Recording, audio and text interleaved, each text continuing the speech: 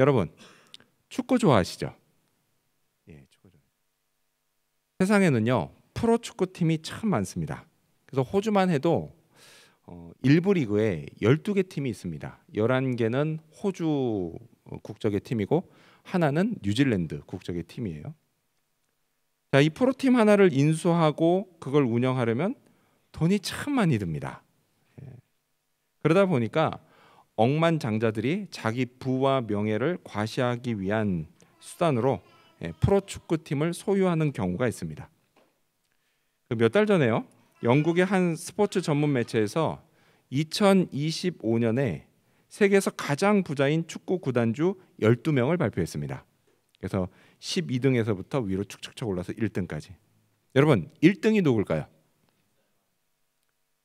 너무 일찍 맞히니까 재미가 없네요. 네, 맞아요. 네. 근데 사실 많은 분들이요 1등 그러면 다들 한 번쯤 들어봤을 이름 만수르 이야기를 합니다.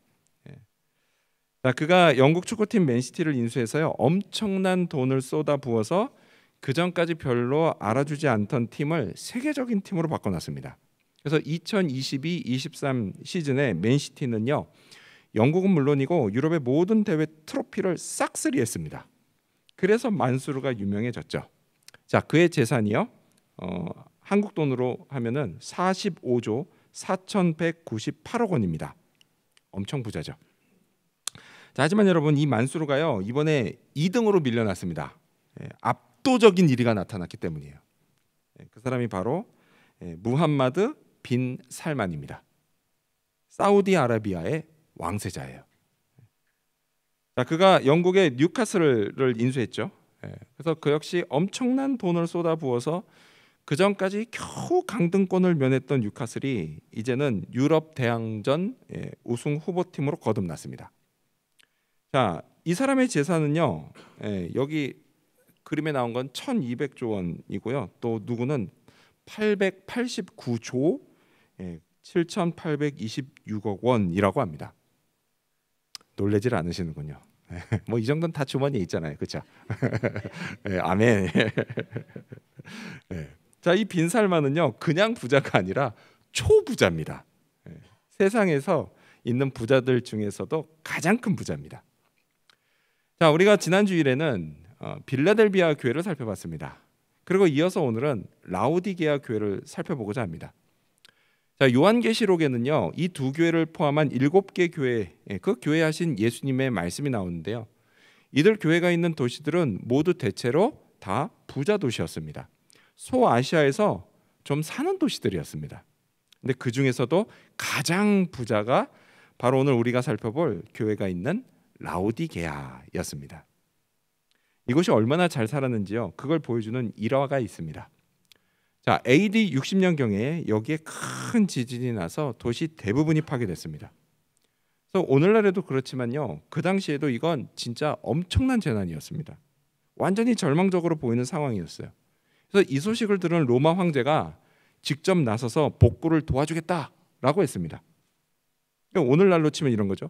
총리가 이곳을 재난지역으로 선포하고 국가의 모든 역량을 집중해서 도와주겠다라고 했던 겁니다. 그런데 라오디게아 시민들이 이걸 거절합니다. 그리고 자기들 힘으로 파괴된 걸 다 복구하고 도시를 새롭게 다시 세웁니다. 그 정도로 7도시들 중에서도 가장 부자였습니다.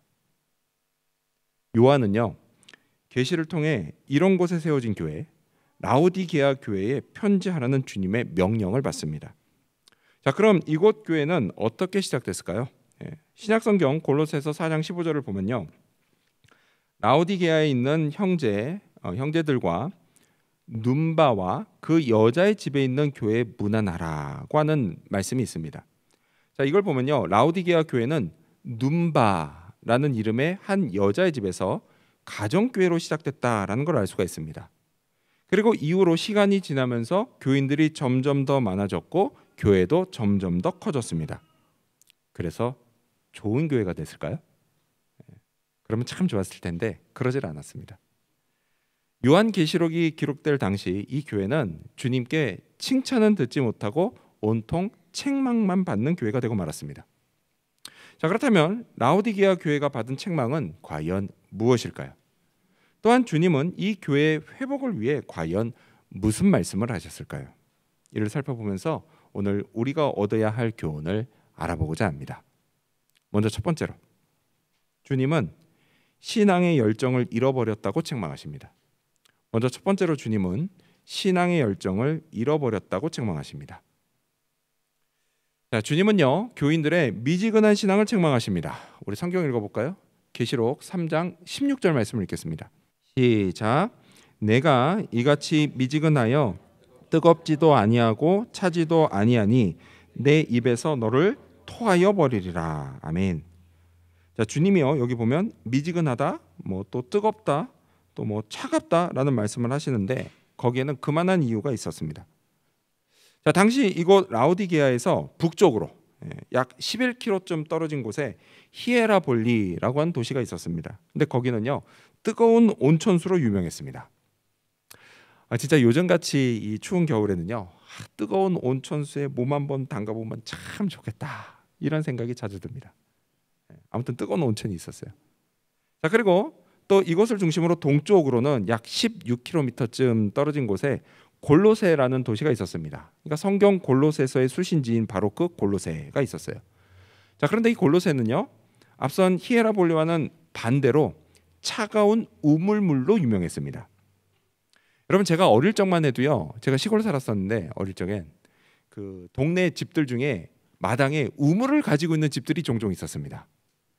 그래서 여름에 수박 한 통 딱 사가지고 그 우물 밑에다가 놓든지 아니면 그 우물물을 길어서 넣든지 그 차가운 우물물에 수박을 잠깐 담가 놓고 그러고 먹으면 진짜 엄청 시원하고 맛있었습니다.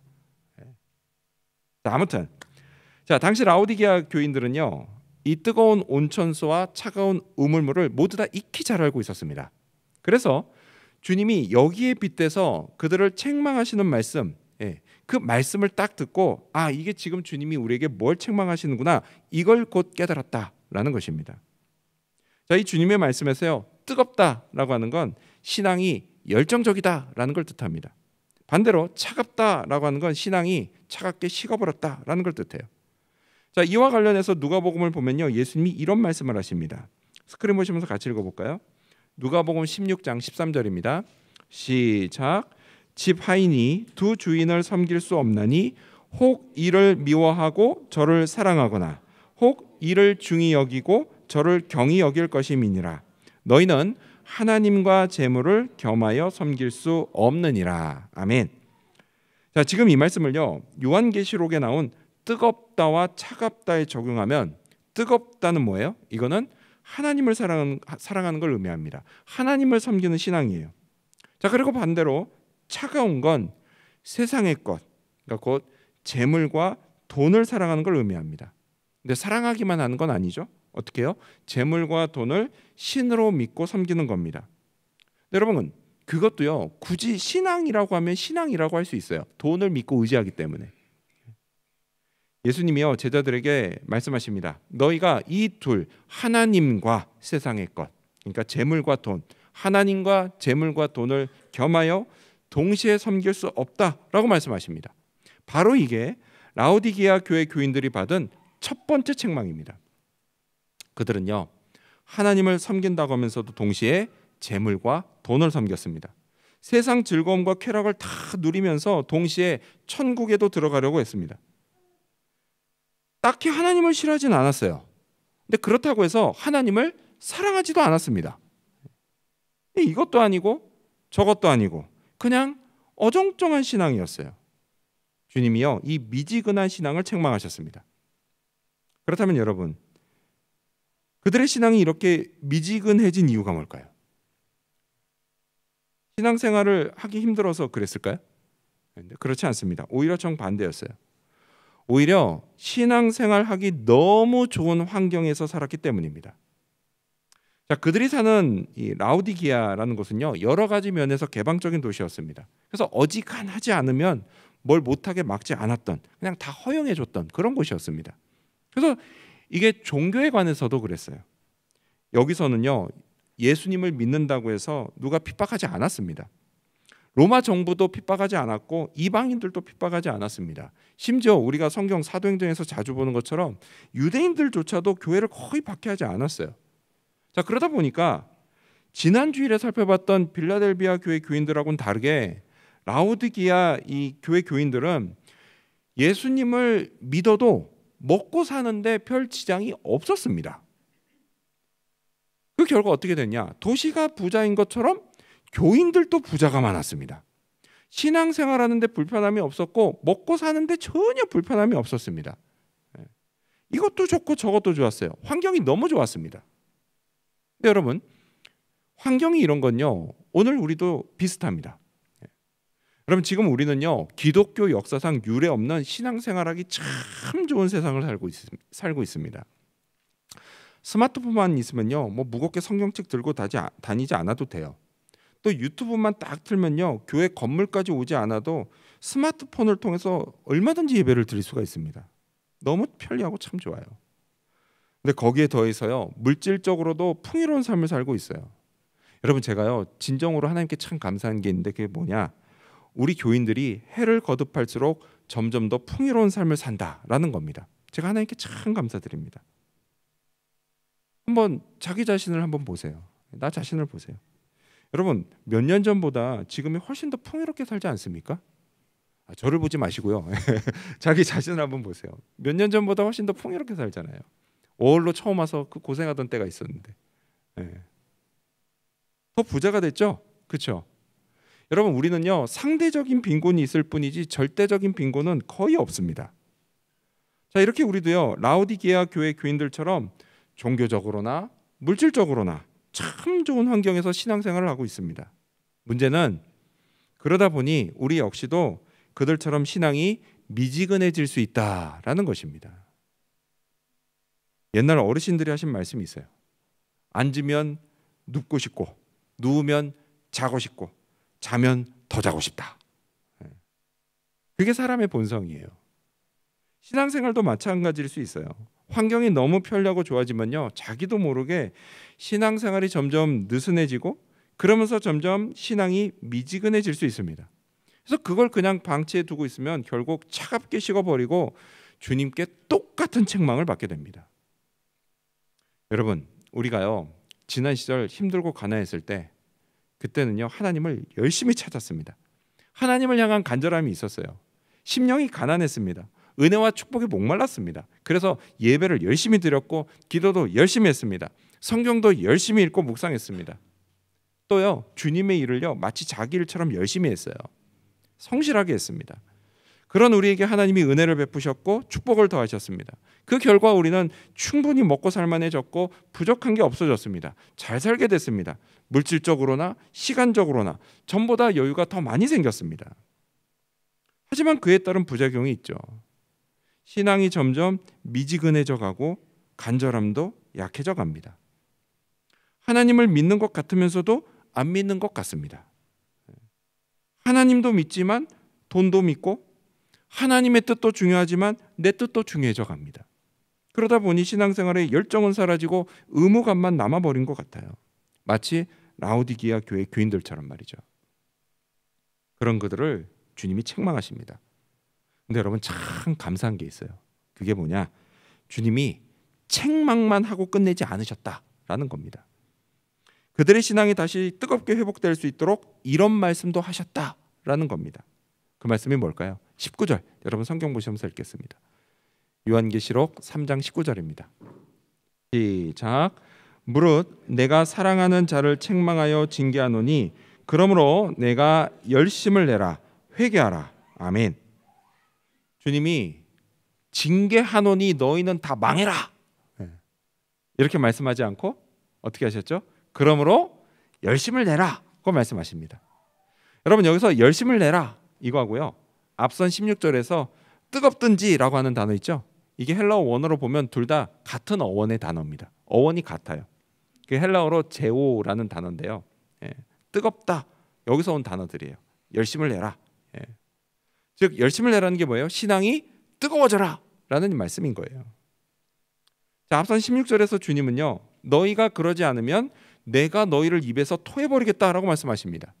여러분, 다 토해본 적 한 번씩은 다 있으시죠? 예, 태어나서 지금까지. 여러분 우리가 뭘 토해낼 때 어떤 걸 토해내죠? 맛있고 이렇게 막 달콤하고 좋아하고 괜찮은 거 이런 거 토해내나요? 그렇지 않죠? 비위가 상하거나 아니면 역겨운 거, 탁 넣었을 때 역겨운 거 그런 걸 토해냅니다. 여러분 주님도 마찬가지시라는 거예요. 비위가 상하고 역겨운 걸 토해내실 겁니다. 근데 그게 누구라고요? 신앙이 미지근해진 사람이라는 거예요. 그가 아무리 교인이라고 해도요, 주님이 그를 비위가 상하고 역겨운 존재로 여기고 토해버리겠다라고 말씀하십니다. 여러분 저는요, 저와 여러분이 제발 주님께 그런 존재가 되지 않기를 바랍니다.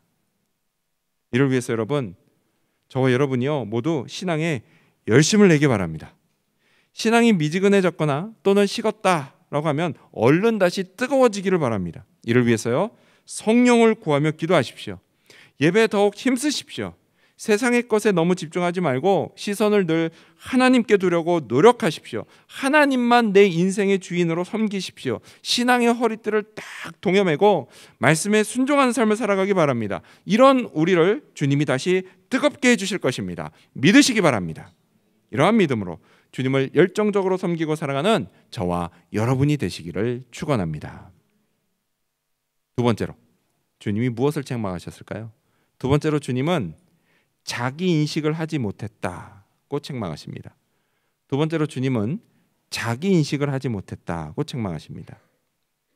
자, 주님의 책망이 이어집니다. 17절 여러분 성경 보시면서 읽겠습니다. 17절 시작. 내가 말하기를 나는 부자라 부여하여 부족한 것이 없다 하나 내 곤고한 것과 가련한 것과 가난한 것과 눈먼 것과 벌거벗은 것을 알지 못하는도다. 아멘. 라오디게아 교인들은요 자기들이 부자다라고 말했습니다. 여러분 이건요 물질적으로뿐 아니라 영적으로도 자기들이 부자다라고 생각했다는 얘기입니다. 그들은요 재산의 많고 적음, 소유의 많고 적음이 영적인 부유함을 가늠하는 척도다라고 생각했습니다. 쉽게 말해서 뭐예요? 자기들이 되게 종교적이고 신앙이 좋으니까 그에 따른 축복으로 살기도 잘 살게 된 거다라고 생각했다는 얘기예요. 하지만 여러분 그건 착각이었습니다. 단단히 착각한 거예요. 주님 뭐라고 하시죠? 그들이 실상은 가난하다, 곤고하다, 벌거벗었다 라고 말씀하셨습니다. 그렇습니다. 그들은 물질적으로는 부자였지만 영적으로는 가난했습니다. 그리고 여러분 이건요 분명 문제입니다. 문제예요. 근데 여러분 이보다 더 큰 문제가 있어요. 그건 뭐냐? 그건 그들이 이런 자기들의 영적인 빈곤함을 전혀 깨닫지 못했다라는 것입니다. 자기의 영적인 결핍을 전혀 인식하지 못했다라는 거예요.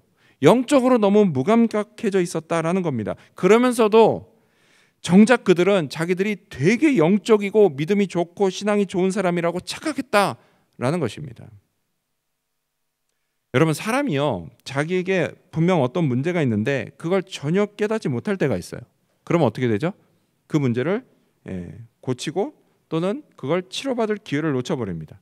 그러다 결국 망해요.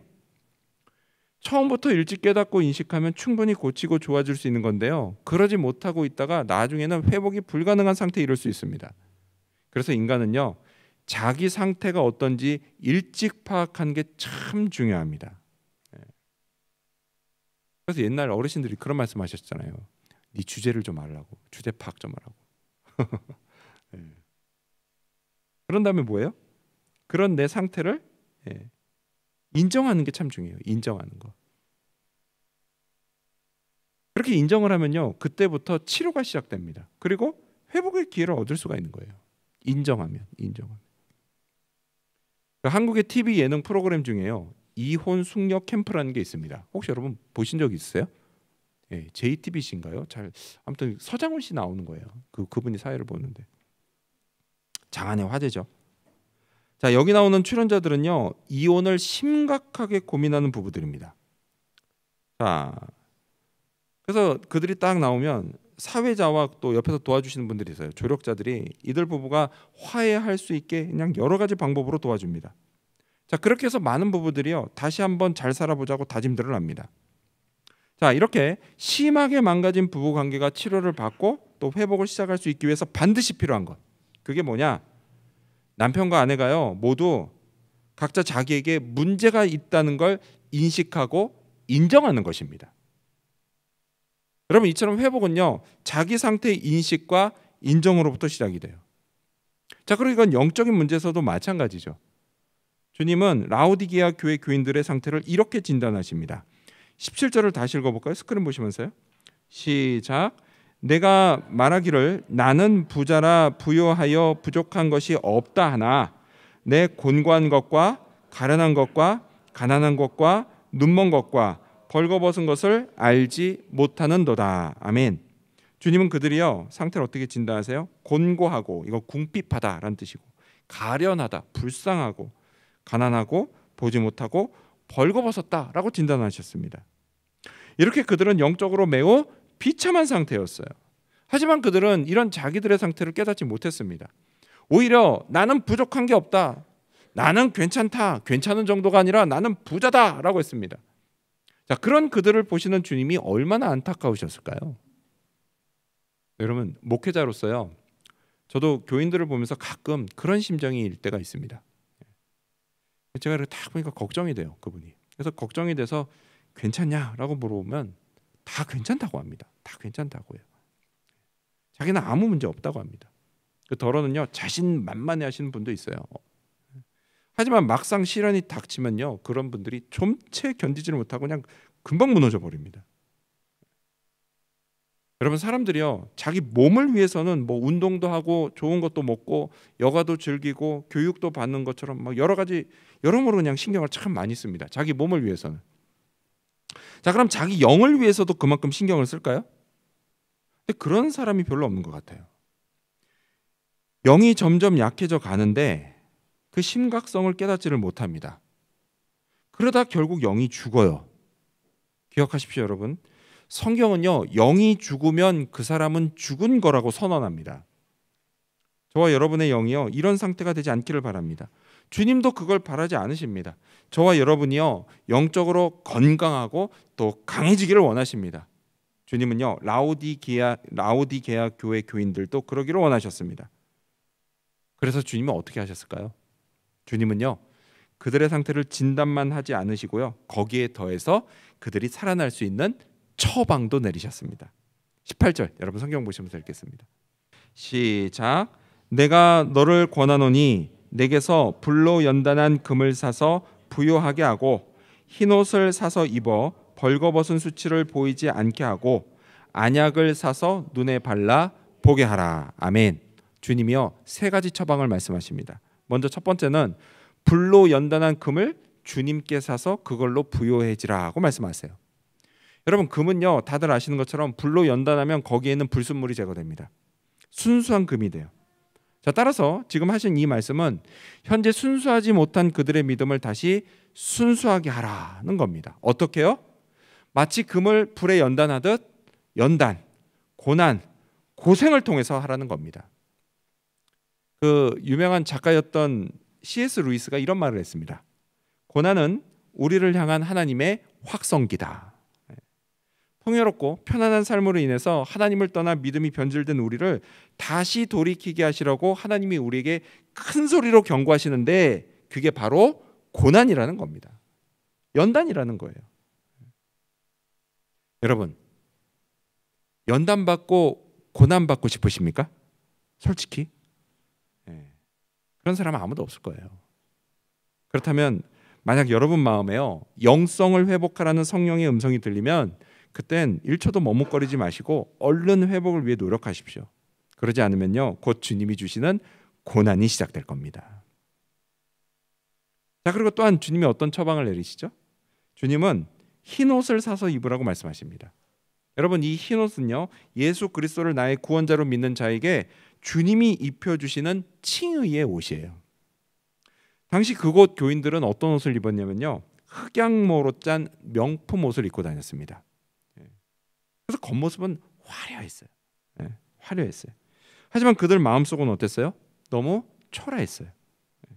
전혀 영적이지 않았습니다. 이런 사람은요 하나님이 보실 땐 그저 벌거벗은 사람에 지나지 않습니다. 따라서요, 하나님 앞에 부끄러움을 당하지 않으려면 주님이 입혀주시는 칭의의 옷을 입어야 합니다. 이 옷은 어떻게 입어요? 은혜로 입습니다. 이 옷을 입은 자는 하나님의 은혜로 삽니다. 이렇게 주님이요, 우리에게 은혜로 살라고 말씀하시고 있습니다. 자, 그리고 마지막 처방은 뭐냐? 주님은요, 안약을 사서 바르라고 말씀하십니다.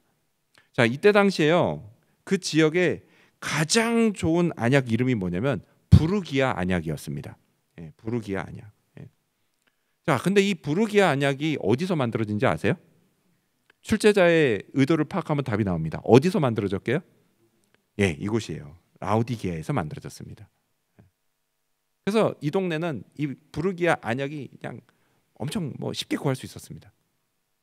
하지만 여러분, 정작 이 라오디게아 교인들에게 필요했던 안약은 육신의 눈이 아니라 영적인 눈을 고치는 안약이었어요. 영적인 눈은 성령으로 고쳐집니다.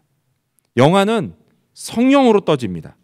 이를 위해서 반드시 성령 충만을 구해야 합니다. 우리도 마찬가지예요. 여러분, 오늘 우리에게 있는 돈이나 재산 또는 좋은 물건들, 여러분 이건요, 언제든 사라질 수 있습니다. 지금 누리고 있는 풍요로움 결코 영원하지 않아요. 근데 이에 반해서 성령 충만으로 받는 영적인 풍요로움은 결코 사라지지도 않고 영원합니다. 이 영적인 것의 가치를 볼 수 있는 눈, 곧 영안이 떠져야 돼요. 그리고 영적인 부유함을 얻기 위해서 내가 투자해야 합니다. 내 마음을 다하고 내 뜻을 다하고 내 힘을 다해서 하나님을 사랑해야 합니다. 예수님을 뜨겁게 믿어야 합니다.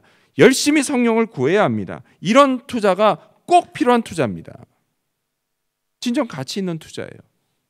손해보지 않는 투자예요. 여러분 이걸 믿으시기 바랍니다. 여러분 이걸 꼭 기억하십시오. 물은 내가 사랑하는 자를 책망하며 징계한다고 하신 주님의 말씀, 이 말씀 꼭 기억하십시오. 여러분 이 말씀처럼요, 주님은 우리를 사랑하시기 때문에 책망하고 징계하시는 겁니다. 사랑하시기 때문에 고난도 허락하시고 연단도 받게 하시는 겁니다. 이를 통해서 우리 자신의 영적인 상태를 깨닫게 하시고 다시 하나님만 붙잡고 은혜를 구하면서 사는 순수한 믿음의 사람이 되게 하십니다. 따라서 여러분, 혹시 지금 고난 중에 있더라도 주님의 사랑을 의심하지 마시기 바랍니다. 주님이 나를 포기하지 않고 늘 붙잡고 계시다는 것도 믿으시기 바랍니다. 이를 감사하면서 다시 주님의 손을 꼭 붙잡고 성령으로 고난을 견디고 이겨내시기를 바랍니다. 이런 우리를 하나님이 회복시켜 주십니다. 다시 영적으로 부유하게 하십니다. 이 사실도 믿으시기 바랍니다. 이 믿음을 가지고 살아가는 저와 여러분이 되시기를 축원합니다. 마지막 세 번째로 주님은 주님과의 교제를 회복하라고 말씀하십니다. 주님과의 교제를 회복하라고 말씀하십니다. 자, 영적인 회복과 부유함을 위해 주님이 열심을 내라고 말씀하십니다. 그리고 여기에 또 한 가지 중요한 걸 말씀하십니다. 20절, 여러분 성경 보시면서 읽겠습니다. 시작. 볼지어다 내가 문 밖에 서서 두드리노니 누구든지 내 음성을 듣고 문을 열면 내가 그에게로 들어가 그와 더불어 먹고 그는 나와 더불어 먹으리라. 아멘. 여러분 여기 나오는 이 문은 마음의 문이에요. 마음의 문. 주님은요, 당신이 문 밖에 서서 두드리고 있다라고 말씀하십니다. 여러분 한번 생각해 보세요. 문을 두드리며 나를 부르시는 주님의 음성이 들릴 때 우리는 어떻게 할까요? 여러분 힘드실까 봐 객관식으로 1번 문전 박대한다. 2번 그러지 않고 바로 주님을 맞아들인다. 영접한다. 1번일까요? 2번일까요? 그렇죠. 당연히 2번입니다. 문전박대하면 안 돼요. 만약 그랬다간요, 나중에는 반대로 내가 천국 문 앞에 있는데 주님이 나를 문전박대할지도 모릅니다. 그런데 여러분 이 계시록 3장 20절 말씀 많이 들어보셨죠? 주로 우리가 이 말씀을 언제 많이 인용하고 또 누군가에게 들려주죠? 불신자들한테 전도할 때 이 성경 구절을 많이 인용합니다. 그래서 여러분 저도요, 예수님 처음 믿을 때 이 성경 구절을 누군가에게 듣고 예수님을 영접했어요. 자, 그렇다면 여러분 불신자가 아니라 예수님을 이미 영접한 사람에게는 이 말씀이 적용되지 않을까요? 그렇지 않아요. 똑같이 적용됩니다. 지금 읽었던 이 20절을 자세히 보면요, 주님은 이 말씀이 누구든지 해당된다고 말씀하십니다. 그리고 실제로요, 이 말씀은 원래 라오디게아 교회 교인들, 즉 신자들에게 하신 말씀이에요. 따라서 우리도 이 말씀을 따라서 마음의 문을 열고 주님을 모셔드려야 합니다. 주님과 함께, 주님과 더불어 먹어야 합니다. 이거는요, 주님과의 친밀한 교제를 뜻합니다. 만약 우리가요, 신앙생활을 제대로 안 하면 주님과 나 사이에 문제가 생깁니다. 물론 주님과의 관계가 끊어지진 않아요. 왜죠?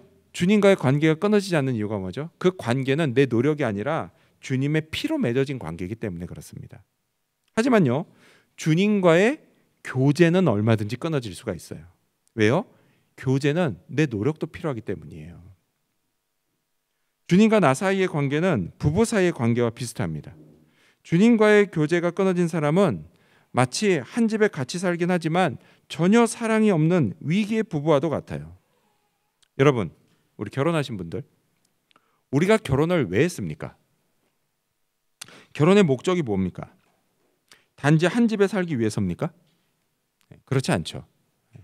결혼의 목적은요, 부부가 서로 사랑하며 행복하게 사는 거예요.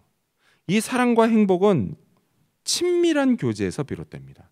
하지만 많은 부부들이 이걸 잘 못합니다. 잘하지 못해요.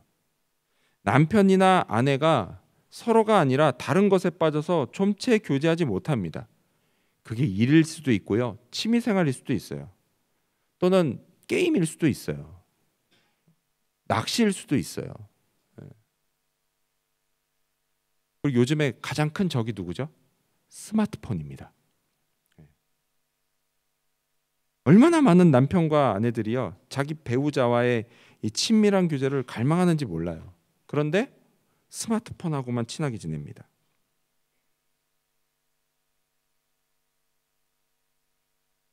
오늘 이 자리에 있는 우리 부부 여러분, 꼭 남편이랑 아내랑 친밀한 교제 시간을 자주 가지시기 바랍니다. 그러지 않으면요, 자칫 진짜 명목상의 부부로 전락하고 불행한 일을 당할 수도 있습니다. 그런 일이 결코 없기를 바랍니다. 그렇겠다, 난 우리 부부는 그렇게 하겠다라고 하는 부부는 옆 사람, 자기 아내나 남편 보시면서 이렇게 인사하겠습니다. 우리 더 많은 시간을 같이 해요. 우리 더 많은 시간을 같이 해요. 우리 더 많은 시간을 같이 해요. 여러분, 이거는 주님과 나 사이도 마찬가지죠. 나도 주님과 교제하지 않고 그저 명목상의 그리스도인으로만 살면 여러분, 그건요, 참된 신앙생활이 아닙니다. 따라서 여러분, 주님과 더 많은 시간을 함께 하십시오. 교제하려고 노력하십시오. 그러면 신앙생활이 즐거워지고 행복해집니다. 좋은 걸 주님께 받게 될 것입니다. 어떤 걸 받을까요? 먼저는 삶의 희망이 생깁니다. 슬픔이 떠나고 평안이 와요. 염려와 두려움을 이깁니다. 물질적인 피로도 체험받습니다. 고비를 넘길 수가 있어요. 그리고 나의 존재의 목적을 발견하고 내가 가치 있는 인생을 살아갑니다. 그리고 무엇보다도 이 성경 말씀을 실감하며 살아가게 됩니다. 어떤 말씀일까요? 우리 스크린 보시면서 같이 읽겠습니다. 요한복음 1장 12절입니다. 시작. 영접하는 자, 곧 그 이름을 믿는 자들에게는 하나님의 자녀가 되는 권세를 주셨으니. 아멘. 하나님의 자녀라고 하는 나의 진짜 정체성, 하나님의 자녀로 누리는 특권, 이걸 실감하게 됩니다. 이처럼 많은 좋은 것들을 우리가요, 주님과 교제하며 살아갈 때 그때 누립니다. 이를 위해 여러분, 주님을 향해서 마음의 문을 여시기를 바랍니다. 흥미로운 건요, 주님이 결코 우리 마음의 문을 강제로 열지 않으신다라는 사실이에요.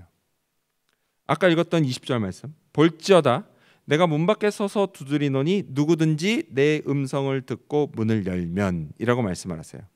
주님 뭐하고 계세요? 단지 두드리기만 하십니다. 그럼 문은 누가 열어야 돼요? 문은 내가 열어야 되는 거예요. 믿음을 가지고 자발적으로 열어야 합니다. 주님의 부르심이 들리면 주님을 맞이해야 해요. 그리고 열심을 내서 주님과 교제해야 합니다. 그것도요, 꾸준히 해야 합니다. 제가 보니까요, 우리 교인분들은 참 잘하고 있습니다. 참 잘하고 계세요. 말씀과 기도로 주님과 교제하라고 애쓰시는 여러분, 우리 여러분에게 은혜와 축복이 부어질 줄 믿습니다. 규칙적으로 큐티하는 거요? 사실 쉬운 일 아닙니다. 저도 알아요. 쉽지 않다는 거.